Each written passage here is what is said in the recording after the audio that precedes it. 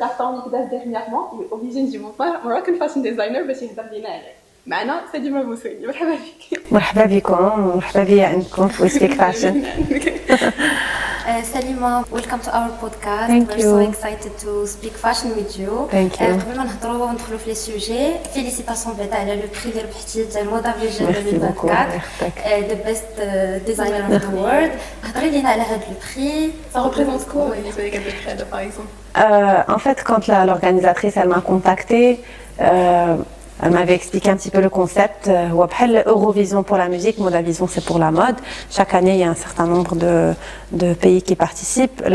L'organisatrice, elle avait reçu le prix de Guinness Record pour avoir organisé l'événement. Il y avait le plus de pays participants. C'était avant Covid.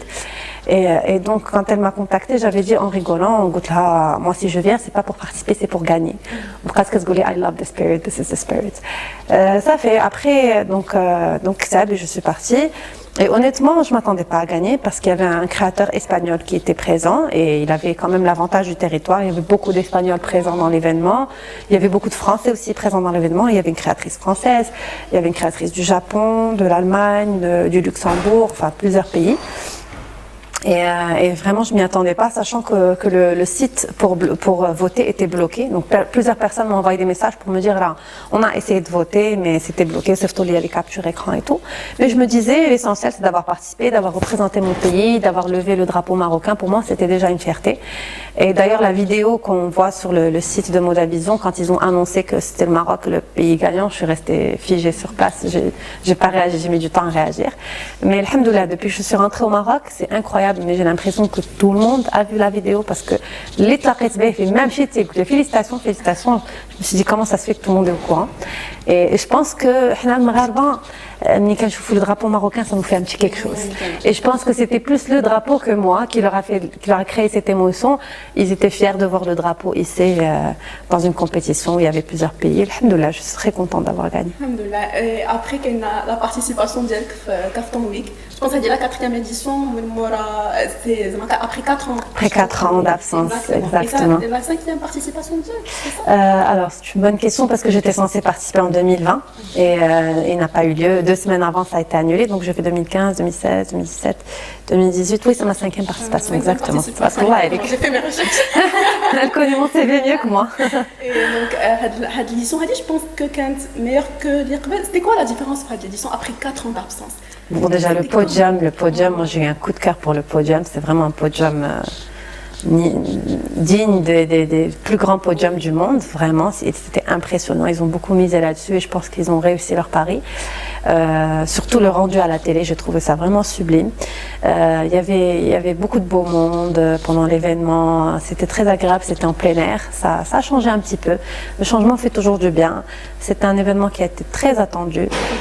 Tous les créateurs de Kaftan, je pense que je peux parler en leur nom en disant qu'aucun événement ne nous apporte ce que Kaftan nous apporte. C'est vraiment un événement qui donne à nos créations leur juste valeur et qui les met en valeur vraiment. Et il y a une magie qui se déroule pendant cet événement parce que l'événement dure un soir, mais pour nous il dure une semaine parce qu'on passe toute une semaine ensemble. On fait les interviews, on fait les répétitions, les essayages, les retouches, etc. Et donc c'est vraiment une semaine qu'on passe comme une grande famille et ça nous avait beaucoup manqué. Cette année, on était vraiment très heureux de revivre l'expérience. Alhamdoulilah. La création en général pour Kaftan Week. Alors cette année, c'était... En vrai, parce qu'ils connaissent des défilés ou qu'ils connaissent l'histoire, en même temps, c'est très intéressant. Tu visualises un peu le mindset. Alors cette année, on a eu une difficulté supplémentaire parce qu'on a eu 2 mois pour préparer la collection, alors que d'habitude on a environ 6 mois. Donc vraiment, et en plus, les 2 mois, j'ai Ramadan. Donc, un mois. C'est ça. Et les ouvriers Ramadan, Ramadan, كان ناخذوا كوموند غير في الجلابه وكنكونوا خايفين واش غتوجد في الوقت ولا لا. Donc faire une collection de 7 tenues et sachant que aussi les ouvriers, même ceux qui n'ont pas arrêté de travailler pendant Covid, qui ont continué à travailler, c'est pas la même cadence qu'avant. Et les tenues de Kaftan, une tenue qui est فيها الخدمه ديال 4 ولا 5 de les tenues parce que tout est fait à la main. Aucune finition n'est faite à la machine. On n'a pas le droit ni au surgelé ni quoi que ce soit. Donc c'est vraiment des tenues qui prennent énormément de temps. On pense à chaque détail. On utilise des matériaux haut de gamme. Vraiment, on n'a pas le droit à l'erreur parce qu'on est là pour représenter le Maroc. On sait qu'il y a des centaines et des centaines de créateurs qui ont tenté de participer. Et on se sent vraiment choyé de faire partie de ceux qui ont été choisis. Donc on n'a pas le droit à l'erreur. On est vraiment là pour rendre hommage au Kaftan et on doit être à la hauteur de cet événement qui est grandiose, qui représente le Maroc. Et donc c'est vraiment un stress en plus. Et moi personnellement, j'ai eu beaucoup de mal au départ à décider de ce que je voulais faire parce que je voulais tellement tout faire. Ça faisait 4 ans que j'attendais ce moment.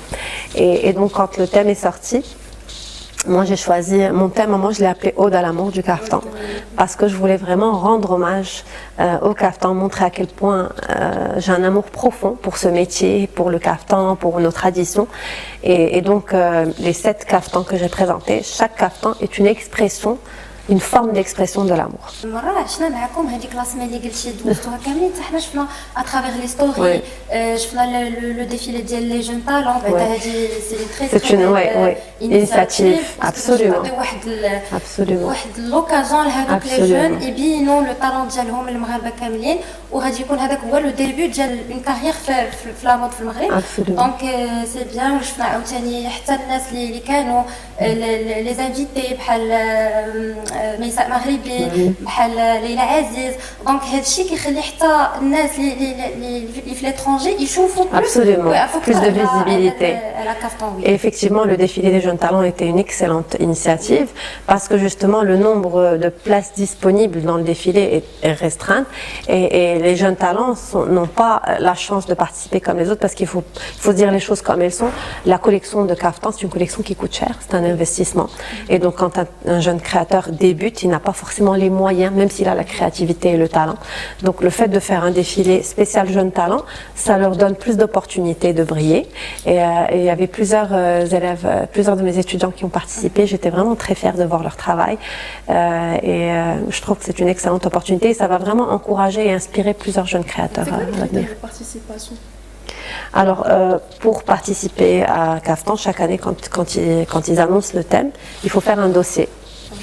Donc un dossier, on explique d'abord son thème en détail et on présente des croquis de la collection qu'on veut présenter et on parle aussi de ça, on fait une espèce de CV avec tout ce qu'on a réalisé comme défilé, etc.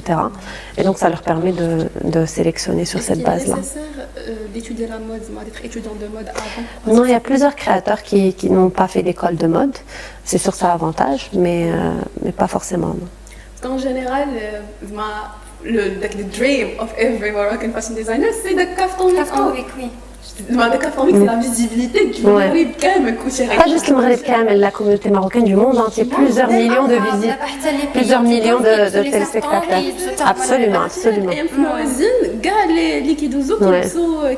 Les Kaftans, oui. Exactement.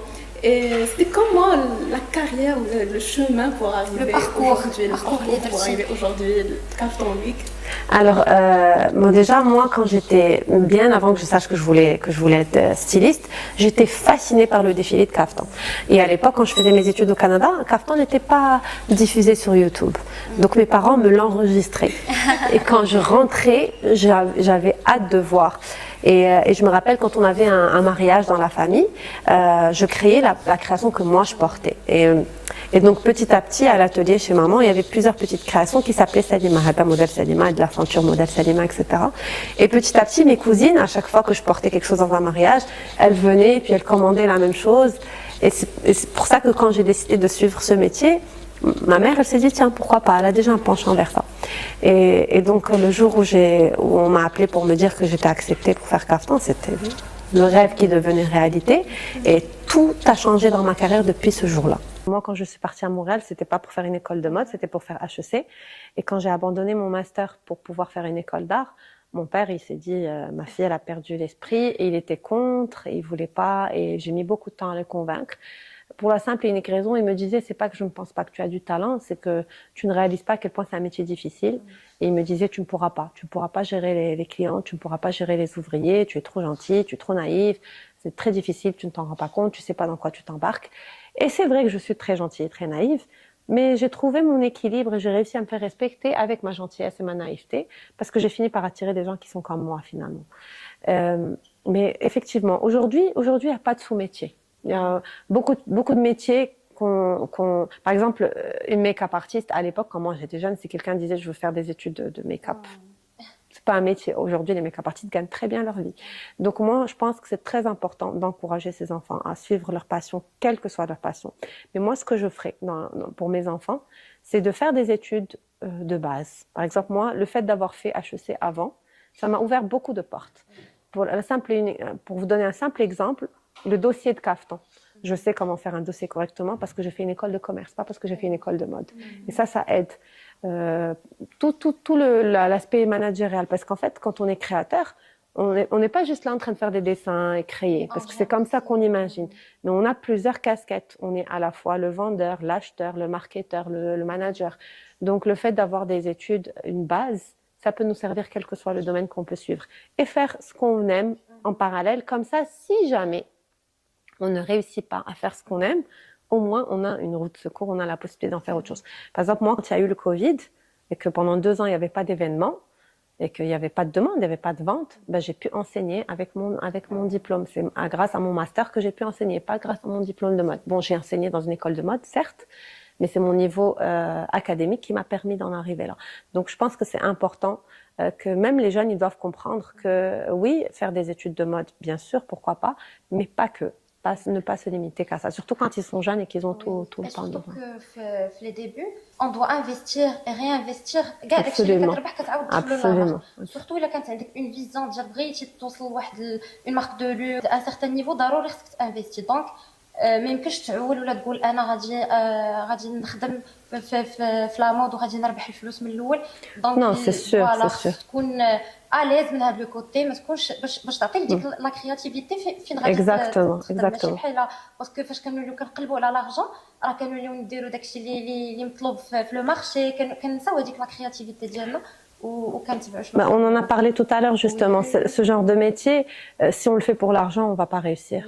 Parce que c'est un métier tellement difficile, tellement énergivore, il faut vraiment être passionné pour pouvoir s'en sortir. Moi, quand je suis rentrée, j'ai fait 1 an de stage non rémunéré dans l'atelier de ma mère et c'était ça, la vraie école. Et je me rappelle qu'à un moment donné, elle m'a donné le feu vert de faire une collection. J'avais aucune notion d'argent. Je mettais des doublures avec de la soie pure, des choses comme ça, parce que c'est pas moi qui paye la facture. Et je suis partie en voyage d'entreprise parce que j'avais fait mon master ici à l'ISCAE et j'étais en voyage d'entreprise à Marrakech quand elle m'appelle pour m'annoncer que je viens d'avoir ma première commande, parce qu'il y a une cliente qui est venue, qui a aimé les modèles de la collection que j'avais fait, mais qui a commandé les mêmes modèles dans sa taille et qui a donné une avance de 20 000 dirhams. Et c'est avec ce 20 000 dirhams que j'ai commencé mon business. Et donc cette cliente est restée très chère à mon cœur parce que c'est grâce à elle que j'ai pu commencer. Et je me rappelle que chaque dirham qui rentrait, pour moi, ça représentait un tissu ou des Swarovski ou vraiment, je pensais plus à faire du shopping. J'étais allée à Dubaï pour acheter des tissus justement pour mon premier caftan. Et quand je suis revenue, ma mère était impressionnée que j'ai pas fait de shopping avec tous les malls qu'il y a. Non, pour moi, le vrai shopping, c'était acheter les tissus, etc. Et en fait, je sentais même pas que je faisais un sacrifice. C'était devenu pour moi un plaisir parce que justement, plus je pouvais me permettre d'acheter des choses qui me plaisait, plus je pouvais concrétiser ce que j'imaginais, mes créations. On parlait des personnes qui font le métier pour l'amour ou l'amour de l'art, de la fashion. En même temps, les personnes qui le font pour l'art. Oui. En même temps, on disait que le métier de la breverie et tout, avec le temps, ça va disparaître. Malheureusement. Franchement, si vous pouvez changer chez Haja aujourd'hui, le domaine de faire du changement, je passe une fois. C'est quoi le changement? Justement, nous, c'est pour ça qu'on a créé une association qui s'appelle l'Association nationale des créateurs marocains de mode. Oui. On n'a pas encore ouvert, pour le moment, on est les 18 membres fondateurs. On n'a pas encore ouvert les inscriptions. On est en train d'étudier les dossiers. On a reçu beaucoup de dossiers. Et justement, une des raisons pour laquelle on a pensé à fonder cette association, c'est parce qu'on s'est rendu compte pendant le Covid qu'on était dans un domaine qui n'était pas du tout organisé, il y avait vraiment aucune réglementation et que justement le personnel n'est pas protégé, il n'y a pas d'avenir et on s'est rendu compte qu'en fait, je peux être la créatrice la plus créative du monde si j'ai pas un ouvrier, un artisan qui peut donner naissance à cette création, elle va rester sur un bout de papier, elle va pas devenir réalité. Et on n'existe pas sans eux, ils n'existent pas sans nous. Donc, c'est important qu'on prenne ça en considération. Et on essaie de travailler là-dessus, justement, pour attirer l'attention des associations et des organismes gouvernementaux pour réagir à cet effet, créer des centres de formation, accompagner et subventionner des... Oui. Pour زعما هاد الميتي يبقى يتوازن باسكو لي زوغريي ديال دابا تعلموا من عند والديهم اكزاكتومون فهمتي سي الصنعه اللي في يديهم جابوها من عند والديهم اكزاكتومون كانوا كيجيبوا لي بيتي جون جباله عندهم 14 ans 15 ans même moins وكيجيو كيتعلموا aujourd'hui la plupart de mes ouvriers me le disent ils sont dans trentaine quarantaine et il y a pas de relève et ça c'est catastrophique parce que c'est un savoir-faire ancestral que le Maroc est le seul à maîtriser. Il faut savoir que les Indiens, les Chinois, plusieurs pays ont tout fait pour imiter Shifa ou l'Aqad ou Zwaq, le Sana al-Maghribi. Ils n'ont pas réussi. Ils ont fait une version à eux, mais qui n'est pas la vraie. Et donc, abandonner un savoir-faire ancestral comme celui-ci serait vraiment dommage. Et c'est important qu'on le protège. Ça fait partie de notre patrimoine, de notre richesse culturelle. Et je pense qu'on a tous cette responsabilité de le protéger, de le conserver pour l'avenir. C'est par rapport les photos ديال الكافونيك pourquoi on les porte pas en public زعما اش ما كيتبارطاجوش في les réseaux sociaux alors parce que tous les couturiers les couturières les ouvriers les artisans chaque année qu'est-ce qu'ils font quand le magazine sort ils l'achètent pourquoi parce que c'est la bible de la haute couture marocaine et que c'est ça qu'ils vont suivre chaque année même les clientes l'achètent mais si les photos sont disponibles en ligne pourquoi ils achèteraient le magazine il faut savoir que Femmes du Maroc fait partie des seuls magazines de la presse écrite qui sont encore existants aujourd'hui. Parce que la presse écrite, elle a connu une énorme crise. Et je pense que Femmes du Maroc est un magazine qui tient à conserver sa version écrite. Ils ont une version électronique. Mais c'est important de garder le magazine. Il y a toute une équipe qui travaille derrière. Il y a l'impression, etc. Et c'est pour protéger le magazine, la version écrite, mais cette année, par contre, ils ont quand même posté 3 ou 4 photos par créateur, chose qu'ils n'ont jamais fait dans le passé. Même nous, on n'avait pas accès aux photos de nos créations. Mais en général, je pense, ici en Maroc, tous les créateurs, presque tous les créateurs, ils partagent pas les collections également. Je pense par peur de copier. Copier, oui, bien sûr. Oui, certains, pas tous. Certains fonctionnent comme ça. En ce qui me concerne, non. Alors là, je fais totalement le contraire. Vraiment, j'essaie de partager un maximum. Je partage pas tout parce que j'ai pas le temps de tout partager. Mais depuis le Covid, en fait, j'ai commencé à partager différemment. Avant, je faisais des shootings ou des défilés, donc il fallait attendre d'avoir une collection qui était au complet pour faire le shooting. Et des fois, il y a des pièces qui se vendaient avant la fin de la collection, etc. Et des pièces qui se vendaient sans qu'on les prenne en photo, sans que personne ne les voie, des modèles qu'on oubliait nous-mêmes. Ensuite, quand le Covid est arrivé, il fallait faire des ventes, il fallait payer des salaires, des loyers, etc. Et donc, j'ai commencé au début, à prendre les photos, les vidéos des tenues sur un buste. Et j'ai eu des messages de gens qui me disent « Mais tu pourrais pas le porter de fois, on le verrait mieux, parce que là, sur le buste, etc. » Donc, j'ai commencé à faire des petites vidéos, des petits réels comme ça. Et franchement, jamais j'aurais imaginé avoir autant de retours. En fait, le fait que ce soit moi qui les porte, pas un mannequin professionnel qui fait 1m80 sur 50 kilos, que j'ai pas de maquillage professionnel, que j'ai pas un appareil professionnel, c'est mon téléphone avec le miroir. Des fois même, j'oublie de l'essuyer, il y a un peu de brouillard dans la photo, c'est un peu flou. Mais en fait, c'est tellement authentique. C'est comme si ça rend le produit vraiment beaucoup plus accessible. Et la cliente, en fait, elle se dit, la création, elle ressemble à ça dans la vraie vie. Alors que dans un shooting, c'est retouché, c'est photoshopé, c'est tellement parfait. On se dit, non, moi, je pourrais jamais avoir l'air de ça, même si je porte la même tenue. Et donc, du coup, je me suis rendu compte qu'à chaque fois que je postais ces réels, j'avais directement des messages, vraiment des gens qui vraiment interagissaient directement avec ce que je postais. Et donc, j'ai eu cette petite idée où j'ai commencé à poster des challenges. Donc, j'ai fait le challenge du mois de Ramadan, qui a eu beaucoup de succès. Ensuite, le challenge de l'été, le challenge de l'hiver. Et donc, c'est comme ça que ça fonctionne. Et ça m'a permis d'abord de tout prendre en photo pratiquement, de tout filmer. J'ai donné des numéros à chacune de mes créations. Donc, c'est devenu super simple pour moi quand la cliente, elle m'appelle. Elle m'écrit, elle me dit, je veux création 110, combien elle coûte par exemple.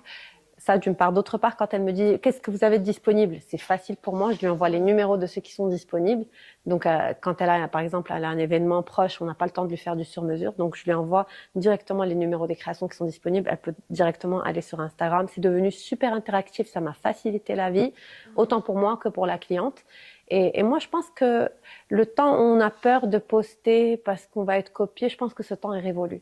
Et je pense que qu'on ne copie que les meilleurs. Donc pour moi, quand on me copie, finalement, c'est un compliment. Et le temps qu'on me copie, bah, j'aurais fait quelque chose de nouveau entre-temps. Donc, mais la copie, pour les débutants, c'est bon. Parce que déjà, الناس كيكونوش عارفين كيجي واحد آخر كياخذ لك لا كرياسيون ديالك. Mais par contre, بحال دابا الناس عارفينك كلشي عارف لي كرياسيون ديال سليمة البوصوني. Donc une fois غنشوفوها عند شي واحد آخر غنعرفوا que c'est une copie. Au-delà de la copie, il y a l'appropriation du modèle. Qui est selon moi beaucoup plus grave. Et moi, j'ai vécu ce problème depuis le départ, où je retrouvais des photos de mes shootings avec un logo de quelqu'un d'autre dessus. C'est une des raisons pour lesquelles j'ai mis un logo sur mes ceintures, parce qu'ils peuvent pas enlever la ceinture de la tenue. Ça, c'est la première des choses. La deuxième des choses, quand j'ai commencé à faire justement des réels où c'est moi-même qui suis sur la vidéo et que je vois que la personne a le culot de poster la vidéo en disant que c'est sa création, alors que non seulement c'est ma création avec mon logo, mais il y a mon visage sur la vidéo. Et j'essaye d'interagir de façon civilisée avec ces personnes-là pour leur expliquer qu'elles doivent enlever ce contenu, etc. Et des fois, j'ai face à moi un mur, en fait, parce que la personne ne comprend même pas l'importance du respect de la propriété intellectuelle, etc. Et donc, je suis obligée d'écrire. Souvent, c'est des clientes à moi qui vont me dire « J'ai trouvé ta création, regarde ta vidéo, etc. » Et donc, je demande à ces personnes-là de signaler ce post-là pour que, justement, les réseaux sociaux, en fonction, interagissent. La création d'elle, qu'elle avait fait le tour des réseaux sociaux, c'était la blanche avec les broderies en bleu ciel, la veste. La petite veste, ouais. Elle a fait le tour des réseaux sociaux. Tout le monde. Je l'ai vu sur beaucoup de pages. Et d'ailleurs, il y a une page algérienne qui a reproduit le modèle dans 12 couleurs. Et quand je l'ai montré aux filles de l'atelier, elles m'ont dit ouais genoun hadou genoun. Elle me dit mais je comprends pas. C'est notre modèle. Je lui dis mais tu étais là quand on l'a créé, tu étais présente. Elle me dit oui mais le temps que nous on le crée, eux ils l'ont reproduit. Elle me dit mais genoun hadou genoun. Ouais. Et malheureusement on peut rien contre ça. Même dernièrement, hier, une des filles qui était de Balenciaga, j'ai vu que lui, Demna, le directeur artistique, il a copié un autre designer. Et l'autre designer, il a mis les deux photos. Il a dit voilà, genre, j'en ai marre. Ouais. Il faut qu'on parle de ça. Ça arrive souvent. Mais en fait, la copie, c'est ça le début de la mode. C'est ça la mode en fait. C'est parce que quelqu'un a copié sur quelqu'un. C'est comme ça que la mode a commencé. Donc ça fait partie du jeu, il faut l'accepter. Maintenant, on essaye de se protéger. En fait, ça nous touche quand c'est un créateur de notre niveau, de notre cercle, qui copie. Là, ça nous touche parce qu'on se considère créateur entre nous, on se respecte. Après, quand c'est un petit couturier qui a besoin de survivre et sa clientèle lui demande de lui reproduire ce modèle, ça nous touche moins. Mais quand il s'agit d'un créateur qui participe au même défilé que nous et que tu vois qu'il a reproduit ta création sans changer aucun détail, même pas la couleur, c'est rabaissant pour lui plus que pour moi. Voilà, c'est ça. Parce que normalement, باش تكون un créateur, parce qu'il يكون عندك tes propres idées. ماشي تنقل Exactement. Exactement. Nous-mêmes, on est confrontés très souvent. Moi, j'ai des clientes qui viennent et qui m'amènent les photos d'une autre créatrice ou d'un autre créateur que je connais. Et je leur dis non, si tu veux ce modèle, c'est une amie à moi, je peux l'appeler pour toi, te prendre rendez-vous, mais je peux pas te reproduire son modèle parce que ça sera un manque de respect pour elle, un manque de respect pour moi aussi. Donc si c'est son modèle que tu veux, tu vas l'avoir. Pourquoi tu es venu me voir moi? Exactement comme je disais, les créateurs de mode marocains, les Marocains, c'est eux qui font la tendance du kaftan. C'est pour ça qu'à chaque fois qu'ils me regardent les photos d'eux, parce que c'est la tendance du kaftan, c'est eux qui vont créer la tendance. Parce que ils vont voir d'où les créateurs. Et le problème, c'est que des fois, ils se disent je peux pas aller chez la créatrice directement, ça va me coûter trop cher, je vais aller faire le même modèle moins cher. D'abord, c'est une idée qui est complètement fausse, de un.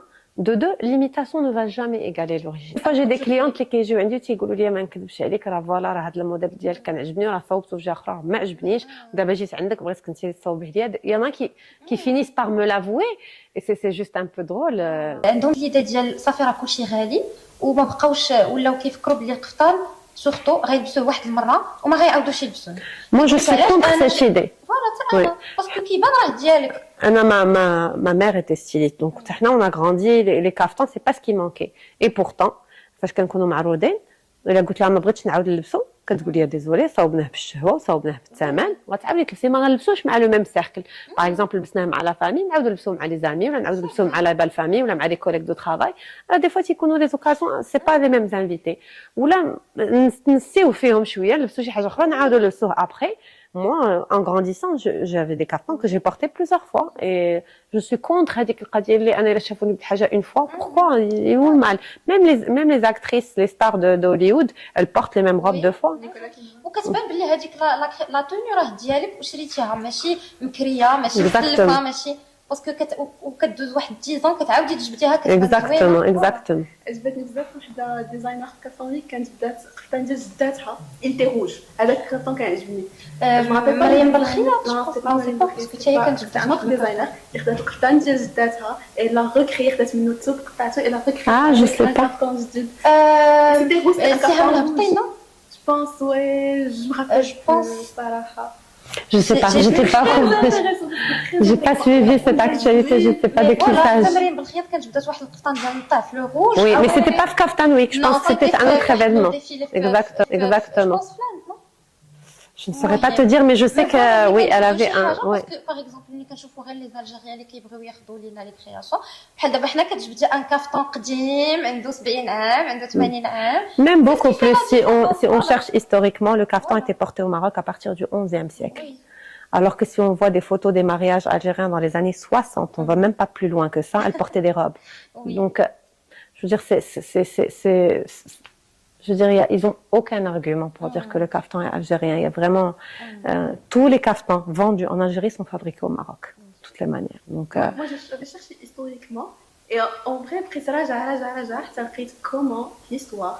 هما جاوا المغرب يخداو يرجعوا للجزائر يداو معاهم داكشي كامل دونك سي نورمال الا داو معاهم سي نورمال انهم غيلبسوه نو باقي حتى الان ميم في لي كارتيي بوبولير لي كافتون اللي كيصوبوا ديال لا مانيفاكتور ديال زعما لي بري بلو با وداكشي في على ماشين اي تو سا la destination, c'est l'Algérie. C'est le plus gros marché. Et c'est pas parce qu'il y a plus de boutiques de kaftan en Algérie qu'au Maroc. Mais elles sont fabriquées au Maroc. Oui. Elles sont vendues en Algérie, mais sont fabriquées.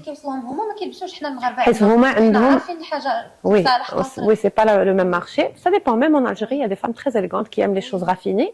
Moi, j'ai beaucoup de clientes en Algérie avec qui ça se passe très bien et que je respecte énormément.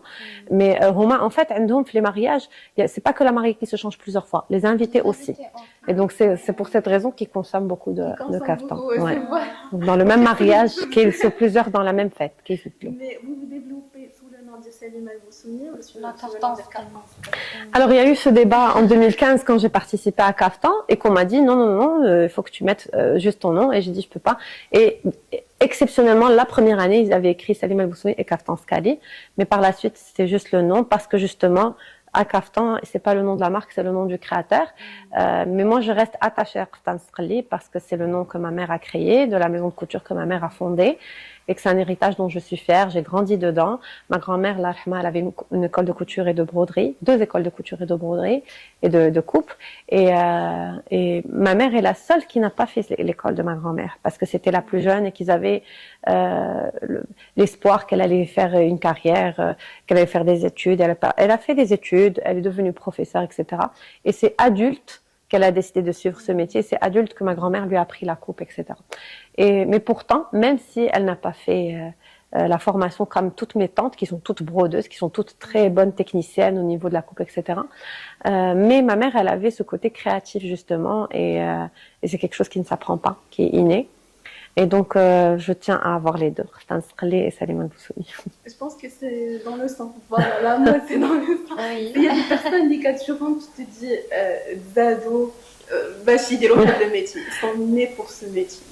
Oui, pourtant, je ne le savais pas. Et d'ailleurs, le S que je mets dans mes ceintures, c'est S pour Salima et pour Skali. Ah oui. Et moi, je pensais que j'avais inventé cette idée en 2015 quand j'ai participé à Kaftan pour la première fois. Mais ma mère, en fait, il y a quelques années, elle m'a donné, mon père plutôt, il m'a donné des dessins quand j'étais jeune, quand j'avais 10-12 ans. Je faisais des dessins pour ma mère quand j'allais à l'atelier. Elle les gardait dans son tiroir. Mais je dessinais pas des petites maisons comme la plupart des enfants. Je dessinais des caftans, enfin, qui ressemblaient à rien. D'accord, mon corset, c'était un rectangle. Et je regardais beaucoup Fashion TV. Je me rappelle que c'était la chaîne que je pouvais passer des heures à la regarder. Alors, au lieu de regarder des dessins animés comme la plupart des enfants. Donc, au fond de moi, c'est sûr que j'ai toujours voulu faire ça, mais j'étais pas consciente. C'était pas une option dans ma tête. Parce qu'on m'avait pas préparée pour ça. Les conseils d'administration à l'école, c'était pour aller faire une école de gestion. Pour gérer quoi? Je sais pas. Parce on est tous sortis, on a tous fait les mêmes écoles de com. Parce que parfois, le designer qui te bloque, il veut créer une collection, mais par exemple, il y avait la plupart des designers, parce qu'il y a des saisons, des fashion. Tu sais déjà que tu dois défiler. Et parfois, la date quand tu te rapproches, et il n'a pas un blocage. Un blocage. Et après, tu dois Exactement. L'inspiration, moi je me rappelle mon tout premier défilé, j'ai travaillé la collection, etc. Et 3 semaines avant, j'ai décidé que je voulais tout changer. Et c'était un gros risque parce que je venais de commencer. Et ma mère, elle voulait même pas me dire qu'est-ce que tu préfères, cette couleur ou celle-là. Elle me disait, je sais pas. Rien du tout, elle m'a pas aidée. Et en fait, elle voulait voir si j'allais m'en sortir toute seule. Et c'est après le défilé qu'elle est venue me voir qu'elle m'a dit, je m'inquiète pas pour toi, ça va bien aller. Mais effectivement, la créativité, on sait pas quand est-ce qu'elle va venir. Elle arrive souvent tard. C'est stressant. Et les créateurs, en fait, on adore travailler sous pression. Vraiment un petit peu avec les critères, on adore les délais impossibles, etc. Ouais, on aime travailler comme ça, et c'est pour ça qu'on a besoin des défilés, etc. Et c'est pour ça que pendant la période de Covid, c'était difficile de trouver de l'inspiration parce qu'on n'a pas d'événement qui va mettre en valeur nos créations, etc. On a continué à travailler, mais pas de la même manière. Je pense le manque aussi de la celebrity culture ici au Mali, et le manque aussi de les red carpet, les événements. Si, on a quand même des événements de plus en plus, mais c'est différent, ouais. Par exemple, quand je vois le festival du film, quand je vois les looks les artistes ou les célébrités, alors pourtant le festival du film il met à la disposition des actrices un showroom avec des créations de plusieurs dizaines de créateurs dont je fais partie chaque année, mais beaucoup d'actrices choisissent elles-mêmes de porter autre chose des fois. Vraiment, c'est malheureux parce que je porter une robe. Il y a pas des apparitions, mais non, parce que parfois elles portent des robes, ما جاوش مع la morphologie, مع شحال حاجه. هذا هو لو رول ديال لي ستيليست. اش كيقول لك شنو غادي يجي ديجا شفنا بزاف ديال لي لوك دي زاباريسيون اللي يلبسوا من عندك وكانوا دي زاباريسيون اللي زوينين بزاف جو بونس ماشي هذا العام je pense si d'ailleurs je suis partie juste pour livrer des tenues et j'ai rencontré une actrice et j'ai eu un coup de foudre avec elle, vraiment je suis devenue une amie en 30 minutes. Et donc, elle a choisi un look, etc. Et après, elle me dit, mais tu viens avec moi? Je dis, moi, non, merci. La jeune actrice, elle est vraiment trop mignonne. Et donc, j'ai dit, non, moi, je suis venue juste pour livrer les tenues. Je retourne à Casablanca et tout. Elle me dit, ah non, pas question que j'aille sur le tapis rouge sans toi. Donc, je me suis habillée en 10 minutes. J'avais même pas de chaussures. On m'a donné des sandales taille 39 alors que je suis 37. Il y a une fille qui a arraché des boucles d'oreilles de ses oreilles, mes amis. J'ai mis un gloss et je me suis retrouvée dans la dernière voiture qui partait sur le festival. Et c'était un tapis rouge assez particulier. C'était très spontané. Ouais, elle m'a fait un petit bisou, je lui ai fait un petit bisou. C'était mignon. Et après, j'ai reçu beaucoup de messages des photographes. Il y en a certains que je connais parce qu'ils travaillent avec les magazines, etc., qui m'ont dit vraiment le passage du tapis rouge que tout le monde a adoré, c'est le vôtre, c'était sympa et tout. Et du coup, le lendemain, il y avait la clôture et elle m'a dit, mais moi, je pourrais plus jamais faire un tapis rouge sans toi, mais tu repars avec moi. Et c'était drôle parce que j'avais fait la route de Casa à Marrakech avec un ami où je lui disais, moi, le tapis rouge, ah non, ça m'intéresse pas du tout. Et donc, dans la route du retour, il m'a dit, je pensais que ça t'intéressait pas, t'en as fait 2 finalement. Mais c'était pas du tout prévu. Voilà, c'est ça. Mais en vrai, si on allait parler de ma signature directe, je capte. C'est quoi? J'en ai pas une seule. J'ai plusieurs petites touches qui me caractérisent. La transparence, c'est quelque chose que j'adore. J'adore travailler avec le tulle couleur chair. C'est vraiment ma matière préférée. J'adore poser les broderies dessus, comme si les broderies étaient un tatouage. Et le legging, que j'ai pas fait depuis un moment d'ailleurs, je devrais le refaire. Donc c'est un peu un rappel de ce que je fais au niveau du dos nu ou au niveau des bras. Je le fais au niveau donc c'est un legging en tulle couleur chair, donc on voit pas le tissu, on voit uniquement la broderie. Et ça fait un détail assez intéressant quand la femme elle s'assoit, qu'elle met une jambe sur l'autre. Oui, il y avait des leggings. Il y en avait qu'on n'a pas vraiment vu parce que les mannequins marchaient vite et que les tenues sont très longues. Espérons que sur les photos on les verra mieux. Et donc voilà, c'est un petit rappel du travail qu'on donne dans le dos. Donc on a vraiment l'impression que c'est la peau qui est brodée, c'est comme un petit tatouage. J'ai ma petite signature au niveau du S. Les matières que j'utilise, les coupes, parce que moi j'ai pas étudié le caftan, moi j'ai étudié le prêt-à-porter et donc j'adapte la coupe moderne au travail traditionnel. et j'ai une ligne de robes caftan ou de gandoura, on peut les appeler comme on veut, en jersey de soie drapé. Et ça, c'est vraiment ma touche personnelle, c'est le drapé. Moi, j'adore prendre le tissu. Pour moi, le tissu, c'est le point de départ. Et vraiment, je crée des plis, des formes. Et à chaque fois, c'est un modèle différent parce que on le travaille en moulage. On fait pas de patron pour ces modèles-là. Ils sont moulés sur le mannequin directement, cousus sur le mannequin directement. Et on utilise entre 6 et 7 mètres de tissu par modèle. Et donc, c'est comment dire, cet excès de tissu, cette abondance de tissu qui fait l'élégance du modèle. Parce que moi, depuis que j'étais étudiante en mode, j'étais fascinée par l'Empire gréco-romain et je trouvais cette élégance dans ce vêtement qui est très très simple. Pour moi, c'est less is more. Et donc, j'ai essayé de recréer ça, mais avec la petite touche marocaine. Déjà l'inspiration de Dior dans leur dernière collection, je trouve. Ben, l'inspiration gréco-romaine revient toujours, comme l'inspiration égyptienne, etc.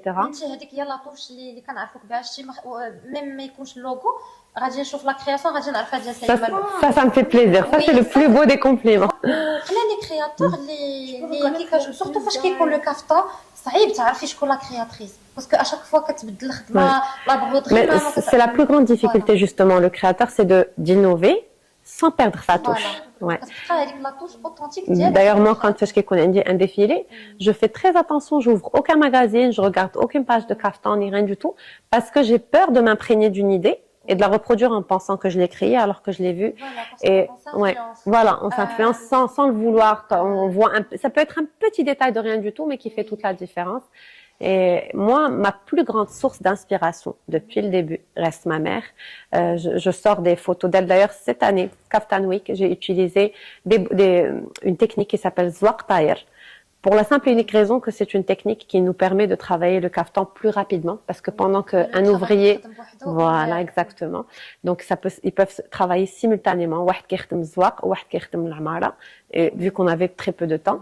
Donc c'est la raison première pour laquelle j'ai choisi de faire ce travail. Et aussi c'était un travail qui était très célèbre les années 80, les années 90. Donc j'ai vraiment sorti les vieux albums de ma mère et je me suis inspirée de ça. Et en fait, la mode, c'est quoi? C'est une inspiration dans l'histoire. C'est toujours une histoire qui se répète. Exactement.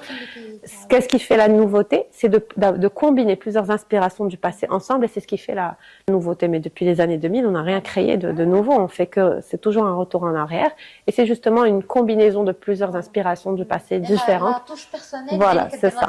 C'est ça, exactement. aussi كنشوفوا بزاف ديال les créateurs qui يكون عندهم deux marques en parallèle, وحده ديال 100% kaftan et une autre ديال prêt à porter parce que دابا الناس كلشي ولا كيبغي يلبس une touche marocaine في la vie de ça je pense que c'est aussi depuis la crise du Covid parce qu'on n'avait pas de mariage et donc il fallait qu'on continue à créer, qu'on continue à vendre et donc on a cherché à faire des choses qui étaient plus accessibles au niveau du prix et donc moi j'ai toujours fait du prêt-à-porter avec touche marocaine mais il y a des créateurs qui ont commencé à partir de cette époque-là parce qu'il y a eu un besoin qui s'est créé depuis et la touche marocaine est devenue très tendance et donc aujourd'hui on peut porter la touche marocaine dans tous les événements pas comme avant où il fallait vraiment un événement particulier, un mariage ou des fiançailles. شنو هو le conseil ou le message اللي بغيتي توصلي surtout les jeunes créateurs ou les jeunes اللي بغاو يديروا الفاشن comme carrière? Moi je pense que si on a la chance de savoir ce qu'on aime dans la vie, ce qu'on veut faire, il faut vraiment saisir cette chance parce que c'est pas donné à tout le monde. Donc si vous savez dès un jeune âge que vous voulez poursuivre cette carrière, moi je vous conseille il est jamais trop tôt pour commencer. Donc commencez déjà à imaginer votre concept, votre marque, ce qui va vous distinguer. Vous pouvez déjà commencer à créer une identité visuelle pour votre marque, créer des comptes dans les réseaux sociaux, commencer à prendre des cours de dessin, à dessiner, à s'entraîner, à coudre, à apprendre, à faire des stages d'été. C'est jamais trop tôt. Plus vous allez commencer tôt, plus vous allez vous rentrer dans le bain. Mieux c'est si vous avez l'occasion de faire des stages ou de travailler, même bénévolement dans un défilé de mode. Toute expérience est bonne à prendre parce que c'est un domaine tellement vaste. Moi, j'ai grandi dedans. Ça fait maintenant un peu plus que 12 ans que j'en fais ma carrière en mon nom. Et chaque jour, j'apprends. Et j'espère que je vais encore apprendre. Le jour où je cesserai d'apprendre, ça veut dire que je vais cesser d'évoluer. Donc, vraiment, profitez de toutes les occasions que vous avez pour apprendre. Et pour vous lancer, il faut avoir le courage de le faire. Et moi, je pense que quand on est passionné, quand on aime ce qu'on fait, quand on travaille dur, il n'y a aucune raison qu'on Merci beaucoup, Merci à vous. Thank you for your time. C'était vraiment un plaisir de passer ce petit moment avec ces deux jeunes filles adorables. Et vous deux, vous donnez vraiment l'impression qu'il y a un bel avenir, Inch'Allah, pour la jeunesse. Je vous félicite pour la création de votre podcast. C'est vraiment sympa. Merci beaucoup. Merci à vous. ونكونوا سالينا ليبيزود ديال وي سبيك فاشن مع لا كرياتريس دو مود سليمة بيزوني ورانديفو ليبيزود الجاي مع ضيف ولا ضيفة من لو موند ديال الفاشن.